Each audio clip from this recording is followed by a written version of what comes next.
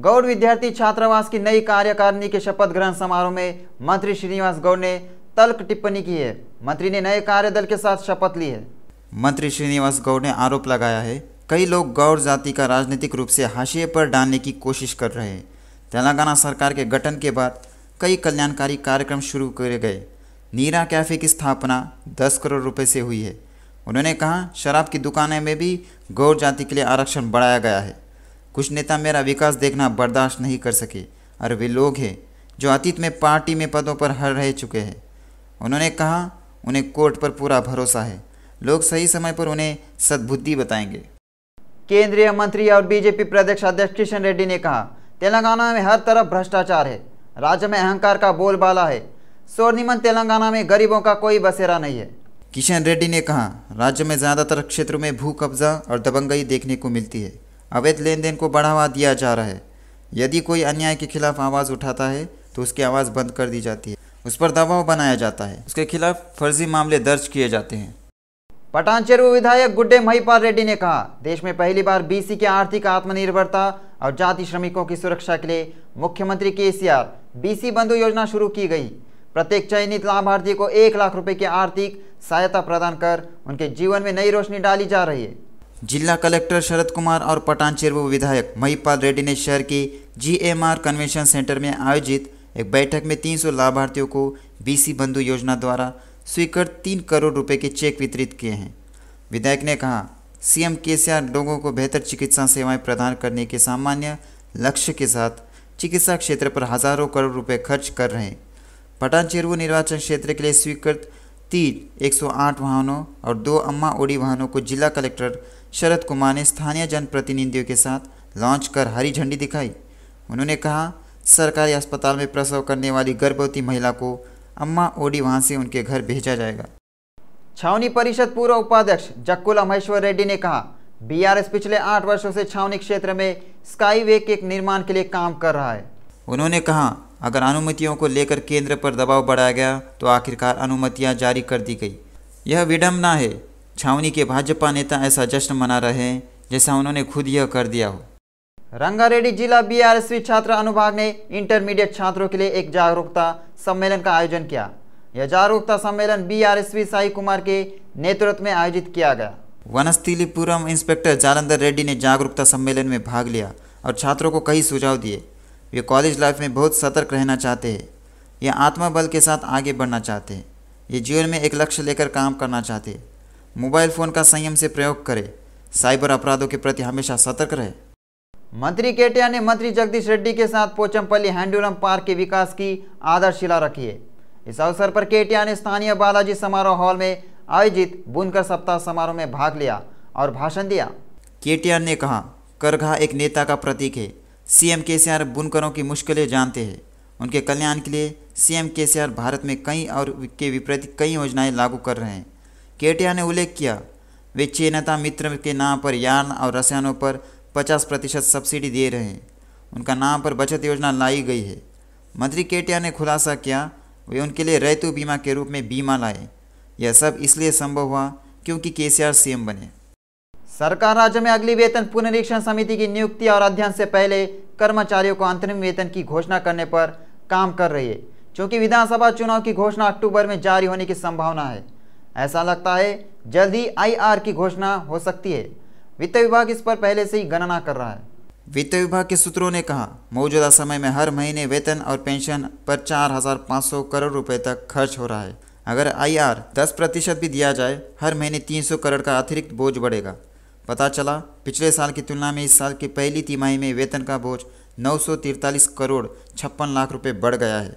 वित्त विभाग के सूत्रों का कहना है यदि IR घोषित करता है तो यह वृद्धि और अधिक होगी। सरकार के लिए धन का समायोजन महत्वपूर्ण हो गया है, जो पहले से ही कई कल्याणकारी योजनाओं पर भारी धन खर्च कर रही है। अधिकारियों का अनुमान है जमीन की नीलामी ORR कॉन्ट्रेक्चुअल डिपॉजिट के जरिए अगले 2 महीनों में 10,000 करोड़ से ज़्यादा का राजस्व आ सकता है। कांग्रेस नेता आतंकी दयाकर ने कहा सरकार ने TSPSP में हुई अनियमितताओं पर कार्रवाई करने में कोताही बरती है। छात्र ग्रुप 2 की परीक्षा स्थगित होने से चिंतित है, लेकिन उन्हें इसकी परवाह नहीं है। उन्होंने कहा परीक्षा नहीं होने पर भी सरकार नहीं सुन रही है। यह पता चला हालांकि छात्रों ने स्वेच्छा से और शांतिपूर्वक विरोध किया, लेकिन उन्हें रोका गया और उन पर लाठीचार्ज किया गया। कांग्रेस नेता रियाज ने कहा, टीएसपीएसपी के गठन के बाद छात्रों को न्याय नहीं मिला है। उन्होंने कहा, बोर्ड द्वारा आयोजित सभी परीक्षाओं में अनियमितता के कारण विद्यार्थियों को काफ़ी कठिनाइयों का सामना करना पड़ा है। सरकार नियमित परीक्षा कर तानाशाही कर रही है।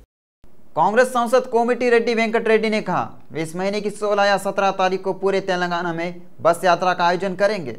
कांग्रेस सत्ता में आई तो सबसे पहले किसान कर्ज माफ़ी की फाइल पर हस्ताक्षर करेगी। वे 5 गारंटी योजनाएं लेकर आगे बढ़ेंगे। अगले चुनाव में सत्तारूढ़ होने का लक्ष्य रखकर कांग्रेस आगे बढ़ रही है। कांग्रेस को जिताने के उद्देश्य से कार्य किया जा रहा है। सत्तारूढ़ होने के बाद किसानों को 2 लाख रुपए की तक की ऋण माफ़ी और पेंशन की राशि प्रति माह 4,000 रुपये पेंशन दिया जाएगा। रोजगार गारंटी योजना के लिए कार्ड उपलब्ध कराया जाएगा। भाजपा प्रदेश कार्य समिति के सदस्य बुक्का वेणुगोपाल ने राजेंद्र नगर विधानसभा क्षेत्र के भाजपा नेताओं के साथ इंदिरा पार्क के पास धरना कार्यक्रम में हिस्सा लिया। इस कार्यक्रम में उन्होंने किशन रेड्डी और इटेला राजेंद्र को शाल ओढ़ाकर सम्मानित किया। उन्होंने कहा, डबल बेडरूम घर देने के कई वादे करके गरीबों को धोखा देने वाले मुख्यमंत्री केसीआर के खिलाफ धरना शुरू किया गया। किशन रेड्डी ने आलोचना की, 4 महीने में प्रगति भवन और 8 महीने में सचिवालय बनाने वाले मुख्यमंत्री केसीआर है, तो गरीबों को घर देने में देरी क्यों कर रहे हैं और क्या उनकी ईमानदारी है। उन्होंने इस बात पर आपत्ति जताई, केसीआर शासन के दौरान डबल बेडरूम वाले घर ज़मीन पर नहीं बल्कि कागज़ पर होंगे। कार्यक्रम में रंगारेड्डी जिला ओबीसी मोर्चा सचिव नन्ना वल्ला कम्मार यादव, जुक्कल एमपीटी शमशाबाद मंडल भाजयुमो अध्यक्ष बुक्का प्रवीण कुमार, मेंढे कुमार यादव और वरिष्ठ भाजपा नेताओं ने भाग लिया। हैदराबाद के नेहरू जूलॉजिकल पार्क में विश्व हाथी दिवस का उपलक्ष्य स्वीट कॉर्न, अनानास, अमरूद, गाजर, खीरा, अंकुरित अनाज, सोयाबीन, केले के पत्ते और गन्ने के साथ विशेष रात्रि भोज की व्यवस्था की गई थी। बांस आदि से 4-4 किलो वजन के केक के आकार में बनाए गए। 4 हाथियों विजय, वनजा, आशा, सीता को उनके दैनिक भोजन के साथ परोसा गया। इस कार्यक्रम में हैदराबाद नेहरू प्राणी उद्यान के उप क्यूरेटर नागमणि और पशु संरक्षण ने भाग लिया। 5 स्कूलों के 95 छात्रों के आयोजित निबंध लेखन प्रतियोगिता के विजेताओं को पुरस्कार प्रदान किए गए। क्यूरेटर प्रशांत बाजीराव पाटिल ने कहा, नेहरू प्राणी उद्यान पर्यावरण दिवस समारोह के रूप में नागरिकों के बीच वन्यजीव जागरूकता पैदा करने में सबसे आगे है। बड़ी संख्या में छात्र और व्यक्ति संरक्षण और शिक्षा कार्यक्रम में रुचि दिखा रहे हैं। दिग्गज अभिनेता प्रकाश राज ने आलोचना की है, मणिपुर पिछले 100 दिनों से जल रहा है। संसद में सांसदों ने हमारी आपकी तरह राजनीति करने अलावा समस्या के समाधान के बारे में कोई बात नहीं की है। प्रकाश राज ने हैदराबाद के बाग लिंगमपल्ली सुंदरैया विज्ञान केंद्र में ग्रुप सेक्युलर राइट्स फोरम के उद्धव सम्मेलन में भाग लिया। प्रकाश राज ने कहा, अगर हम जोकर को हीरो बनाएंगे तो हमें ऐसा सर्कस देखने को मिलेगा। अगर आप चुप रहेंगे तो शरीर पर लगे घाव तो भर जाएंगे, लेकिन देश पर लगे घाव बन जाएंगे। फिलहाल हम और हमारा देश ऐसी स्थिति में है, वह समाज में हो रहे विकास को चुपचाप बैठकर नहीं देख सकते। यह समूह एक ऐसा मंच है जहाँ सभी लेखक धर्मनिरपेक्ष और लोकतांत्रिक मूल्यों के लिए एकजुट है। फीसवादी शासन के खिलाफ यह सभी लेखकों की साझा आवाज़ है। यह साहित्यिक एवं सांस्कृतिक का साझा मंच है जो सहिष्णुता का सम्मान करते हैं और कट्टरता को नकारते हैं। कुकटपल्ली विवेकानंद नगर में शॉर्ट सर्किट चलते घर में आग लगने की घटना घटी। बिजली कटौती और पावर फ्लक्चुएशन के कारण Vivekanand Nagar colony plot number 723 में रहने वाले चक्रधर के घर में आग लग गई। कुकटपल्ली के विवेकानंद नगर में आग लगने की घटना में घरेलू उपकरण जल गए। पीड़ितों ने कहा, घर में एक्सटेंशन बोर्ड पर वाईफाई राउटर में विस्फोट हुआ और आग लग गई। स्थानीय लोगों ने चिंता जताई है, कॉलोनी में ऐसी घटनाएं हो रही है। अधिकारियों से कई बार शिकायत की है। बिजली आपूर्ति में लगातार उतार चढ़ाव हो रहा है, लेकिन उनके कानों में जूं तक नहीं रेंग रही है। राचकोंडा पुलिस ने 4 लोगों को गिरफ्तार किया है जो अकेली चल रही महिलाओं को निशाना बनाकर चैन स्नैचिंग कर रहे थे।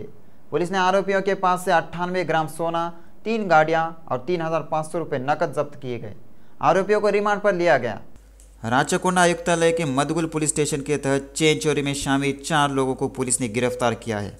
माड़गुल, कनगल्ला और चिंतापल्ली इलाकों में अकेले यात्रा करने वाली महिलाओं को निशाना बनाया जा रहा है और वे चेन स्नैचिंग वाहन चोरी की वारदातों को अंजाम दे रहे हैं। माड़गुल पुलिस ने वाहन जांच के दौरान 4 आरोपियों को गिरफ्तार किया।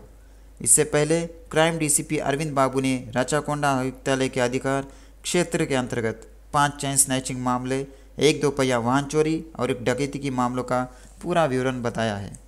4 आरोपियों नेनावत रमेश, राजू, रवि और राजू को गिरफ्तार कर रिमांड पर लिया गया। रंगारेड्डी जिले के शमशाबाद में मंजुला हत्याकांड के आरोपियों को अदालत को सौंपने के लिए मृतक के परिजनों और रिश्तेदारों ने विरोध प्रदर्शन किया। मृतक के परिजन और रिश्तेदार आज आईए थाने बड़ी संख्या में पहुंचे और आक्रोशित हो गए। उन्होंने रोष जताया। मंजू की हत्या के आरोपियों को फांसी की सज़ा होनी चाहिए। पुलिस के रवैया का वे विरोध कर रहे थे।